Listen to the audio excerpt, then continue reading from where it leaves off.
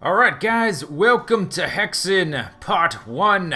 This is a game I've been wanting to make videos of for a while, and for various reasons I'll get into in a minute. It's been difficult working out the kinks of actually recording the thing. We're gonna start new game, and I'll explain stuff about the game as we play.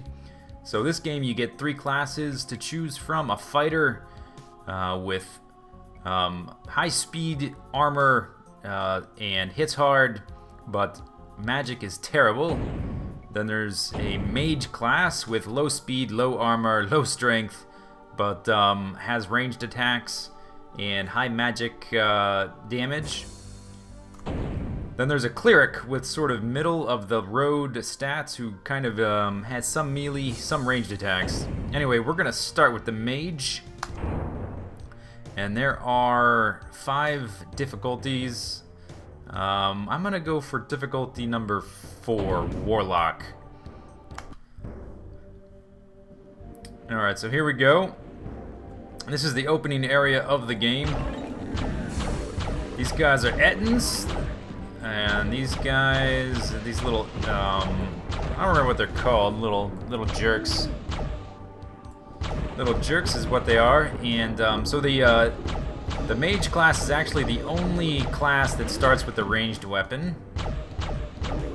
So if you've never seen this game before, and chances are most of the people watching this video have never seen this game. Okay, so let me explain a little bit about this game. I played this game when it came out in 1995, which to some of you may seem like that's just so ancient. Like, were there even games back then? Yes, indeed, there were games back then, and the games made in that age were glorious. So anyway, this game uses the Doom engine, and it came out, I think, after Doom, before Doom 2, and it innovates on a number of things that Doom did. So, for instance, in this game, you can jump, and I think this may be the first-person shooter to ever allow you to jump. It also has multiple character classes, which is pretty unique for the time. Quite innovative. Before this, like if you were playing Doom or Wolfenstein 3D, you were the guy, and that's it. You didn't get a choice. But in this one, you get 3. There's the warrior, here's the mage. And there are different items you can pick up, like that. Oops, I didn't mean to do that. I meant to switch items. Which brings me to my next topic. This game is so old, it has some really weird controls. And one of the things that slowed me down from finishing, or starting to record it rather. What am I looking for? I'm looking for, oh, right here. One of the things that slowed me down from recording it were the controls. So get this. This game is so old, in 1995, that it predates, let me open this guy. It predates WASD as a control scheme for moving characters in first-person shooters. So with this game, you actually move with the arrow keys, which is bad enough. Which is not actually not that big a deal. If you're, but you can't use the mouse. Oh god! Oh, I'm trapped. Move! Goddamn Ettins. Yeah, this game, like its sort of brother game, Doom, likes to put you in a little room and then spawn enemies all around you and trap you, more or less. So what was I saying? Oh yeah, okay, so arrow keys to move. That's one. Number 2 is no mouse support. No mouse support. Oops, man, I'm hitting the wrong... I didn't mean to do that. I'm hitting the wrong button. But I'll get more used to the control scheme as we go. No mouse support. Let's see. So, okay, so arrow keys to move your character. Oh god. Arrow keys to move. And if you want to strafe, you have to hit, let's see. The strafe is Alt. So look down at your keyboard, and put your hand on the arrow keys. Let's see, we just got the key. We want to head outside here. Give me that fletchet. Oh god. So if you want to strafe, you need to hold down the Alt key. And just try to do that. Try to move around. If you hit the left or right arrow key in this game, your character doesn't strafe by default like is common in first-person shooters now. You turn left and right. So if you want to strafe, you need to hold down that Alt key while trying to attack. Heyo. And I think the attacks oh, that one's locked. The attacks default to I think your number pad. Let's see. If you want to run, you've got to hold down the Shift key. Yep. If you want to look up, like I'm doing right now, so looking up, because there's no mouse support, looking up is page down, and looking down is delete key. And then if you want to center your view, you hit the end key. So look at your keyboard and look at all that, and try to think about controlling your character in a fluid manner while dodging enemies and moving around and attacking. And if there's an enemy flying in the air, you've got to look up to attack him, but then your view doesn't automatically just move around like with a mouse. So the control scheme is really old and outdated. And I actually tried to get used to it, and I just couldn't do it. It was too difficult. And you might notice that I'm playing in a quite fluid manner. And that's because I am indeed using a mouse and keyboard with fully customizable controls, which I have set up to be much easier to use. And I'll get into how I did that. I'm also playing in 720p, which this game is so old. They didn't know what 720p was back in those days. Okay, get another key, and then that's gonna open up. Doesn't this break? Or not yet? I think you can get through here at some point. Alright, wait for this one to go. And we're gonna... Oh god! Oh god! Oh god! Run! Those will kill you quite mercilessly. Now we can get in here. Oh! Eden! Let's see, any other controls I forgot? Oh, jump. So there are jumping puzzles in this game. This is the first-person shooter, to my knowledge, that allowed you to jump. And there are points in the game where you have to jump. Bang, bang, bang. I think that bell is going to open something. So you need to jump. You need to be able to move fast and sprint and look around. So look at... I challenge you to try to play this game with the default controls and try to do all that while attacking enemies and dodging attacks and not falling in pits and all that kind of stuff. It is a nightmare to the modern first-person shooter player. Let's see. Yeah, those are all the basic controls. So I am not playing this game with those controls, as you can tell by how easily I move around the view like this. In the yeah, you could not look around this fluidly in the normal game.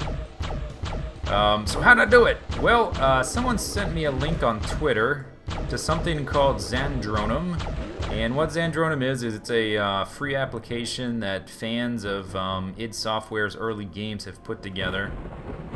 Let's see, when did that open? Where do I go now? Oh, okay. The exit? Is the exit open now? The exit's right here. Okay. That glowing red thing. And I think I did everything. If we look at the map, there's 2 more monsters left and no secrets on this level. I think we did everything. But we can come back, which is something cool about the game. Let me actually save it now that I think about it. Let's see, what do I do to save it? F2? Alright, new save game. We're gonna call this Mage. Whoops. Mage. Alright, game saved. Zoom! Alright, let's head through... Let's see, what is this? A shortcut back, I think? Yeah, now we've got a shortcut to this portal in and out of this area. Wing! Greetings. Greetings, mortal. Are you ready to die?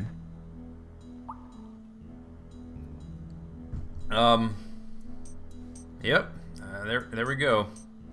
So now we're in the next area, and oh, I missed the lever. What was I saying? Oh, Zandronum. So Zandronum is like a free framework that you can download, and I'll put a link in the description to it, that lets you play early id games like Wolfenstein 3D, Doom. Come on, go down. Doom 2. This game, the predecessor to this game, which was called Heretic. This is actually a sequel. Alright, now we're gonna... The difficulty's gonna ramp up a little bit here. And we're gonna get a few more monster types in a little bit. Let me... gotta look behind you. Whoa! Fireballs in the air! I don't even care. It's in a book. A reading rainbow. I can do anything. Okay, I'm getting off topic. So Zandronum is a free framework you can use to play these old games, and what it does that I think most people use it for is is to play multiplayer Doom and Hexen and Wolfenstein and stuff. There are servers that you can join using this program, and I have not done that, so I don't know how to use it for that. Don't look to me for information on how to do that. These things I'm picking up, by the way, are called fletchets. You can see them in the bottom center of my screen. And you can use them like a bomb, and the different classes use them in different ways. The Mage... Let's see, I'm looking for... The Mage just plants them on the ground. Oh, this is what I'm looking for. Alright, that's going to open something right here. Yep, new monster type. Come get some, guys. Here, I'll show you how it works. Blow it on the ground, and it blows up. The Mage has the weakest fletchet, I'd say, at least from my memory. So Zandronum, you load up Zandronum after you download it and install it. You load it up, and there's a couple of icons across the screen, and you can mouse over them until you find the one that says create server, or you can go to file in the top left, and the first option there I think is create server. Oh god. And then from there it's gonna bring up a little window, and what you do from there, you got to do a couple things. In the middle of that window that pops up, there's going to be something that says IWAD, A-W-A-D. In there you're going to need to place the path for your Hexen game. So I got Hexen on Steam, and there's probably other places you can get it. You might be able to get it from id Software's website, I'm not sure, but I got it from Steam. And so you need to put in the address for that in that little bar, and that's going to be like C program files, Steam apps, common, Hexen. And then once you get in your Hexen folder, you're looking for... I should have been able to pick up my weapon, I think. There's a... I thought I'd get the second weapon like right there. Maybe I don't have access to it yet. Yeah, and then once you get in your Hexen folder, you're looking for a hexen.bat, a batch file to load the game. Yeah, and I think you put you put that in that little bar. Maybe I'm not at the point to get the new weapon yet. You put that in the little bar. These guys are mana. You can see the blue mana in the bottom left filling up. That's gonna power my next weapon that I don't have yet. Put that in the bar, and then the next thing you do is you want to, on the bottom of that pop-up window, you want to click play offline, and it will pop up. That should play Hexen, and that's how I've been doing it, and it works flawlessly. And let me warn you that Zandronum has like 10 zillion options in the options folder. You can change the resolution. You can change a lot of rendering options, like, ooh, look at that, I want this guy. Oh, I can't get in there, can I? You can change a lot of rendering options. Oh, Ettins! You can change some of the texture options, lighting options, all kinds of stuff. Sound options, multiplayer options, which I didn't mess with. And I've mostly tried to keep everything as true to the original game as possible. So I haven't changed any gameplay stuff. The only thing I've changed is the controls, which you can customize, which is what I wanted. Oh god, get up the stairs. Here, have one of those. Smack! Yeah, oh god, I'm under fire. The controls are fully customizable, so I've mapped all the controls. For one thing, I enabled mouse support, so you can mouse look freely around. And that makes the game so much more enjoyable, I have to say, from a modern game player's perspective. I don't remember finding the controls troublesome when I first played it, but way back in 1995. God, that's 17 years ago. Holy shit. But yeah, I don't have a problem. I didn't remember having a problem back then. But if you've been playing first-person shooters with WASD and normal game controls, what have become standard? What is that? Amulet of Warding. Yeah, those controls make the game basically unplayable. Okay, so you see this sword here? I think that's the one we want to take. We got everything. We got max life. Let's head through here. So my left mouse click... Oh, Etten! Hey, buddy! How you doing? Left mouse click is firing your weapon. Right mouse click will use the item in the bottom of the screen, bottom center. If you want to sort between your items, I've set that to the mouse wheel, so I can shift between these items quickly on the fly, which is going to be important later. Trust me. So I can like mouse wheel and then select a different item very quickly. Yep. Let's see, what other controls? WASD is moving my character around. Strafing by default. No mouse turning, or no keyboard turning, I mean. Which makes the game so much easier to maneuver. Spacebar is jump. Shift is sprint. Turn that on. Kill this guy from a distance. Those fireballs are nasty. Let's see, E is open things like doors and those little keys the chains that we've been pulling. We've been doing that with E. Later in the game we will get an item that'll let us fly for, I don't remember if it's a limited time or not. I'm gonna come right back to that little teleporty thing, the little blood door. And flying up and down, I think I set to R and T off the top of my head. I don't remember. Did I? Oops. The different weapons, you end up in the long run, you'll end up with 4 weapons, and I set that to 1, 2, 3, 4. I guess I don't have my new weapon yet. I could have sworn I would have had it by now. Hey, take it easy, buddy. I guess I don't have it yet.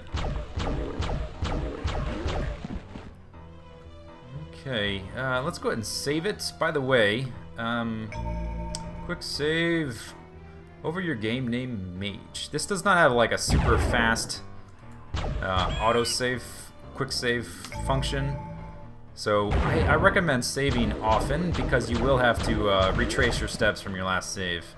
It won't save every time you get to a significant part of the game or anything like that. Let's pull this guy. Oh, there he is. Yep. Yeah, I guess those are all the controls I've set up. These guys, I think you can even kill them before they even hatch if you can get them quick enough. Okay, there's another door unlocked we can take advantage of. And my plan for these games is the videos is to make them between 20 to 25 minutes each, and but they probably won't be out every day like the Transformer videos were. And also, each video I'm thinking about changing classes every video. So the next video I'll be playing the cleric maybe, or the warrior, and the video after that the third class, and then I'll rotate back through. So this means every time I finish a section, I'm gonna load up the Oh god, lava. I'm gonna load up the other save files and play through the same area off camera, and then record with the next character when I get to the next area.